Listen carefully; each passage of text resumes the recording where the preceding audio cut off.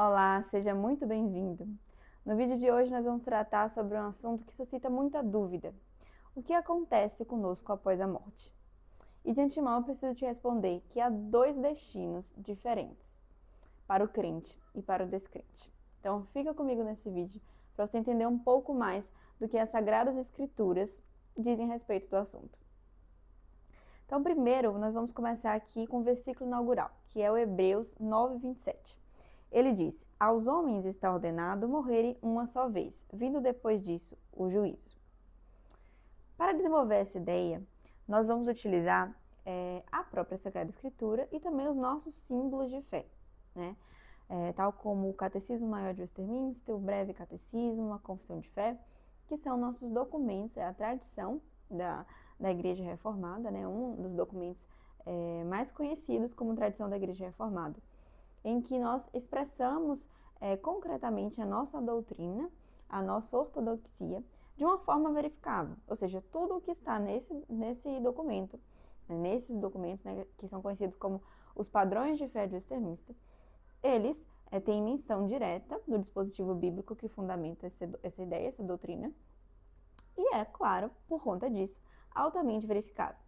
Então, a fonte desse vídeo não é uma mera produção humana, não são ideias humanas, mas sim a própria Sagrada Escritura, que é a nossa base, nossa regra de fé e prática. Este canal é sobre fé reformada, então você não vai achar nada além disso aqui. Então sigamos, né, sobre a realidade da morte, né? Esse vai ser o nosso primeiro ponto, a realidade da morte. Então a morte, ela é uma realidade, ela é inevitável para todos nós, né? A Bíblia diz em Gênesis 3,19 que tu és pó e ao pó tornarás. E em Romanos 6,23, o salário do pecado é a morte. O Breve Catecismo de Westminster, na pergunta 19, diz: a perda da comunhão com Deus, as misérias desta vida, a própria morte e as dores eternas do inferno. Ou seja, essa é a consequência da queda. A Sagrada Escritura diz que o pecado entrou ao mundo por meio de um único homem, Adão, e que por conta disso todos nós nascemos mortos espiritualmente. Nascemos em delitos e pecado. Então, a resposta da queda, desde Adão e Eva, é exatamente essa, a perda da comunhão com Deus, a morte. Então, a morte, ela é uma intrusa, né? Ela é resposta, ela vem da rebelião do homem com Deus. Então, o nosso segundo ponto vai ser o que acontece após a morte. A Confissão de Fé, na pergunta 32, diz que os corpos voltam ao pó, assim como a Bíblia diz, mas as almas nem morrem nem dormem. Têm subsistência imortal, retornando imediatamente a Deus que as deu. Então, nesse ponto é muito interessante fazer essa distinção, porque existe uma corrente que crê que após a nossa morte, a alma dorme. Mas, na verdade, a Bíblia não nos ensina isso, né? E o testemunho, assim, sistemático, né, de todo o texto bíblico que aborda o assunto, eles nos apontam o contrário, né? É o que a gente vai tratar um pouco também brevemente nesse vídeo hoje. Então, as nossas almas, elas não dormem e nem morrem, porque elas têm, como a nossa confissão diz, subsistência imortal. Então, ela volta, né, em caso de um crente, para Deus que o criou, né? E caso do descrente, para o tormento, como vamos desenvolver essa ideia agora. Então, o que acontece, né, Tô aqui seguindo o meu roteiro, porque de fato o assunto é muito complexo, então não quero que deixe passar nenhum ponto. Então, o que acontece só uma pausa. O que acontece com o descrente quando ele morre? Lucas 16, Jesus ele vai falar a história do rico e do Lázaro. O rico, quando ele morre, ele vai imediatamente para o que a Bíblia chama de local de tormento. E a Bíblia também nos diz que quando o rico morre, ele fica consciente neste local de tormento de toda a sua dor. Então, quando um descrente morre, ele vai imediatamente para um local de tormento e fica consciente de toda a sua dor, aguardando o juízo final. Esse é o testemunho bíblico. O apóstolo Pedro, em 2 Pedro 2,9, diz que, para o dia do juízo, para serem punidos, Deus reserva os injustos. E o Catecismo Maior, na pergunta 86, diz que as almas dos ímpios, sendo lançadas imediatamente no inferno, ficam em tormentos e trevas exteriores, reservadas para o juízo, né, para o grande dia. Então é isso que acontece quando você morre nessa vida sem o Senhor Jesus Cristo. Você vai estar consciente de todo o teu sofrimento até o dia do juízo. Você vai imediatamente para um local de tormento. Mas o que acontece quando um crente morre? Então, a Bíblia diz em 2 Coríntios 5,8, Paulo, na verdade, né, diz que ele de bom ânimo, né, prefere deixar o corpo e habitar com o Senhor. E ainda em Filipenses 1,23, ele declara que deseja partir e estar com Cristo, o que é incomparavelmente melhor. O Catecismo Maior, na pergunta 86, diz que as almas dos justos, ao morrer, são aperfeiçoadas em santidade, imediatamente recebidas nos mais altos céus, onde vem a face de Deus em lugar e glória, esperando a plena redenção de seus corpos. Então aqui fica nítido que existe diferença no destino após a morte de um crente e de um descrente, né? A Bíblia aqui, como a gente leu os versículos, nos diz que o crente, ele vai para a alegria, né? Porque ele vai para perto do Deus que o criou. Então isso aqui é inegável, né? Como Paulo diz, né? Desejo partir e estar com Cristo, né? Partir e estar com Cristo, né? Preferindo deixar o corpo e habitar com o Senhor. Não há aqui uma linha intermediária. E aqui a gente vai para o nosso terceiro ponto, de que o testemunho bíblico é claro ao dizer que só existem dois destinos, que é céu e inferno. Não existe uma terceira via, não existe uma intermediação, ou seja, não existe um purgatório. Como eu disse anteriormente, este é um canal de ortodoxia reformada. Então, sendo restrito, né, sendo na verdade fiel, essa é a melhor palavra, às Sagradas Escrituras, não existe uma terceira opção, né? O purgatório é uma doutrina desenvolvida, mas sem um respaldo bíblico seguro que a valide. Mas esse não é o assunto direto assim, desse vídeo. Então, a Bíblia, como a gente pode ver, ela nos testemunha, né, em Mateus 25:46. Irão estes para o castigo eterno, porém os justos para a vida eterna. Ou seja, castigo eterno ou vida eterna. Lucas 16, essa mesma história do rico e do Lázaro, que a gente falou mais cedo. Dois destinos, né? O seio de Abraão, que é um lugar de descanso, ou o Hades, que é um lugar de tormento. E a Bíblia ainda diz, nesse mesmo texto, que há um abismo intransponível entre eles. Não é como se as pessoas que estão lá no inferno, elas de algum modo pudessem ter ações ou depender de ações de outras pessoas para sair de lá, ou que entre o céu e o inferno existe ali um caminho em que as pessoas ficam aguardando para que possam transpor, né, de um lugar para outro. Não, a Bíblia ela deixa clara em Lucas 16 que entre céu e inferno, que são os únicos destinos, há um abismo intransponível. Você morreu em graça, morreu como um crente fiel, você estará com Jesus.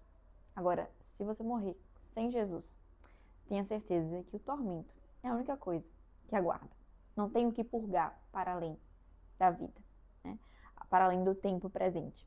E mais à frente também a gente vai tratar sobre o aspecto da justificação, né, do Senhor Jesus Cristo, do aspecto da expiação, do sacrifício vicário de Cristo na cruz, que é a relação direta do porquê só existe dois destinos para um ser humano. Então, aqui seguindo o nosso roteiro, né, o ensino reformado, na Confissão de Fé, né, no capítulo 32, ele nos ensina, né, do porquê das almas dos justos irem para o céu após a morte e dos ímpios irem para o inferno, que foi o que eu acabei de falar. Por que não há uma purificação intermediária? Porque o sangue de Cristo, ele já nos purifica de todo o pecado. A Bíblia, ela é muito clara em relação a isso. A obra de Cristo na cruz, ela foi perfeita. Então, o sangue do Senhor, ele nos livra de todo o pecado. Então, de fato, nós ainda temos influência do pecado aqui, né? Nós ainda pecamos. Nós, nesta vida, ainda erramos. Mas isso não apaga o sacrifício santo de Jesus. Deus, ao olhar para nós, e nós hoje podendo né, nos achegar ao trono da graça por conta do Senhor Jesus Cristo, quando Deus olha para nós, Ele não encontra os nossos méritos. Ele não nos declara justos pelos nossos méritos, mas sim pela aplicação dos méritos perfeitos de Cristo na cruz. Quando Cristo morreu na cruz, a Bíblia também diz que Ele morreu uma única só vez por todos os pecados. Então, todos os pecados, todos os seus pecados, os passados, os presentes e os vindouros, o Senhor pagou o preço de todos eles naquela cruz, naquele Calvário. Então, por isso, só existe um único mediador. Por isso, não há como buscarmos em ninguém mais a salvação, a não ser em Jesus Cristo. Porque era preciso que o Senhor fosse Deus e homem, para que aquele sacrifício da cruz nos desse a possibilidade de sermos declarados justos, de sermos de fato filhos de Deus, porque somente um Deus poderia suportar aquela ira e perdoar o nosso pecado, né? Então, a Bíblia diz que em 1 João 1,7, o sangue de Jesus, seu Filho, nos purifica de todo pecado. Foi o que eu acabei de dizer, né? Que ratifica o capítulo 32 da nossa confissão de fé. E aí, essa não é a condição final, né? Quando a gente morre, um justo, céu, um ímpio, inferno. Mas essa não é a condição final. A Bíblia fala sobre a ressurreição final. Então, lá em João 5,29, a Bíblia diz que vem a hora em que todos os que se acham nos túmulos ouvirão a sua voz e sairão. Os que tiverem feito bem, para a ressurreição da vida, e os que tiverem praticado mal, para a ressurreição do juízo. Então, a confissão de fé, ela afirma que nos últimos dias, os corpos, eles serão levantados. Né? De quem já morreu, os corpos serão levantados. Quem estiver vivo, né, já vai ser designado, vai haver a separação entre lobos e cordeiros. Então, os corpos dos justos, eles serão levantados para a honra, e os corpos dos ímpios serão levantados para a desonra. O breve catecismo, na pergunta 38, diz que os justos serão publicamente reconhecidos e absolvidos no dia do juízo e recebidos na plena bem-aventurança, mas os ímpios serão condenados, né? Então, nós chegamos no ponto do juízo final. A confissão de fé, no capítulo 33, diz que Deus determinou um dia em que há de julgar o mundo em justiça por Jesus Cristo, a quem todo o poder e julgamento foi dado pelo Pai. Jesus, em Mateus 25, diz que, na verdade, neste dia do grande julgamento, haverá o que eu acabei de falar, a separação entre bodes e ovelhas, né, entre salvos e perdidos. Então, o texto de Mateus 25 nos diz que uns ouvirão: vinde, benditos de meu Pai, entrai no reino que vos está preparado, enquanto outros ouvirão: apartai-vos de mim, malditos, para o fogo eterno. O Catecismo Maior, na pergunta 90, nos diz que o juízo, ele expressa, em verdade, não uma coisa que nós, como crentes fiéis, devemos temer, mas, na verdade, o juízo, ele expressa a glória, a justiça e a misericórdia do Senhor. Porque o Senhor, ele é puro, o Senhor, ele é santo. O Senhor não pode contemplar a iniquidade, como a sua palavra diz. O Senhor, ele não pode habitar com o mal. O Senhor, ele é puro, ele é santo. Então, todo mal vai ter a sua consequência. Todo aquele que pratica o mal vai receber a sua consequência. Então, quais são as aplicações para a nossa vida hoje? O que todas essas verdades bíblicas, né, consolidadas também na nossa doutrina da Igreja de Cristo, nos diz, né? O que isso nos diz, o que essa verdade nos diz? Isso é um alerta, é um grande alerta, principalmente para o descrente. Por quê? a morte não é o fim. Então a morte pode significar para você uma vida de tormento, uma vida apartada de Cristo, que é o pior tormento. Sim, a Bíblia diz que o inferno é um lugar onde haverá choro e ranger de dente. Mas a dor maior de tudo isso é você passar uma eternidade sem Jesus. Passar uma eternidade à parte de Jesus. Mas também isso nos consola enquanto fiéis, enquanto cristãos, que amamos ao Senhor e o confessamos de todo o coração, de todo o entendimento, de toda a alma, em que não medimos esforços para dedicar a nossa vida ao Senhor Jesus Cristo.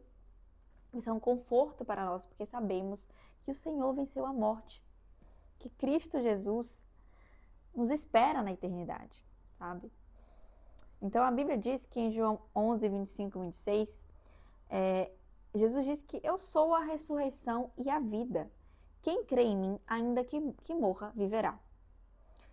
O Evangelho ele é um convite, é uma certeza de que quem crê no Senhor Jesus Cristo será salvo. O Senhor, ele tem os seus eleitos. E aí também isso é um assunto para um outro vídeo, né, sobre a predestinação, a eleição. Mas nós podemos descansar na confiança de que nós, por nós mesmos, por nossa força, nós nunca escolheríamos a Cristo. Mas o Senhor, ele elegeu o seu povo. E o Santo Espírito, ele resgata esse povo. E ao morrer com Jesus, nós podemos descansar na certeza de que o teremos. Mas aqueles descrentes que não têm a Jesus esperam condenação, esperam tormento e juízo. Então, em termos gerais aqui, retomando os nossos pontos, concluindo, o descrente ao morrer, ele vai imediatamente para o tormento e aguarda a condenação final. O crente ao morrer, ele vai imediatamente para a presença de Cristo, aguardando a gloriosa ressurreição. E como eu já falei várias vezes, a Bíblia deixa claro que não há nenhuma outra via. Ou é céu, ou é inferno. Eu espero que essa verdade penetre o seu coração, os nossos corações, né, sejam penetrados por essa verdade, para que nós enxerguemos a grandiosidade do Senhor, a justiça do Senhor, a misericórdia do Senhor, porque se não fosse a misericórdia do Senhor, todos nós estaríamos fadados ao lugar em que haverá choro e ranger de dente por toda a eternidade. As pessoas acham que o inferno é o reino do inimigo, mas não. Aqueles que morrem sem Jesus padecerão junto com o inimigo. Então, que essa verdade nos console, que seja um clamor, né, que seja um despertar para que nós busquemos viver uma vida que agrade ao Senhor, para que nós busquemos viver uma vida frutífera, para que nós não nos aquietemos, nos acomodemos na mesmice, na mornidão espiritual, porque isso também, inclusive, é um assunto para um outro vídeo. Não é porque nós somos salvos pela fé, não é porque nós cremos que somos eleitos do Senhor, que nós viveremos diferente do que Jesus deixou de exemplo, que nós viveremos de forma contrária ao exemplo do nosso Senhor Jesus Cristo. Eu sinto muito, mas se você pensa que pela garantia da tua salvação e pela fé, né, de quem professa, a Bíblia já fala, né, de professar a fé com a boca, mas está afastado com o coração. Então, a mera formalidade de declarar uma fé, sendo que essa fé é morta, sendo que as tuas obras, elas não glorificam ao Senhor, as tuas obras, elas não demonstram a tua fidelidade, a tua humildade, né, a tua submissão ao Senhor, então, isso não é um sinal de que você é um crente verdadeiro. Então, que nós possamos, de fato mesmo, que nós despertemos para essa verdade gloriosa e que nós busquemos servir ao Senhor a cada dia mais. E eu espero você em um próximo vídeo aqui nesse canal.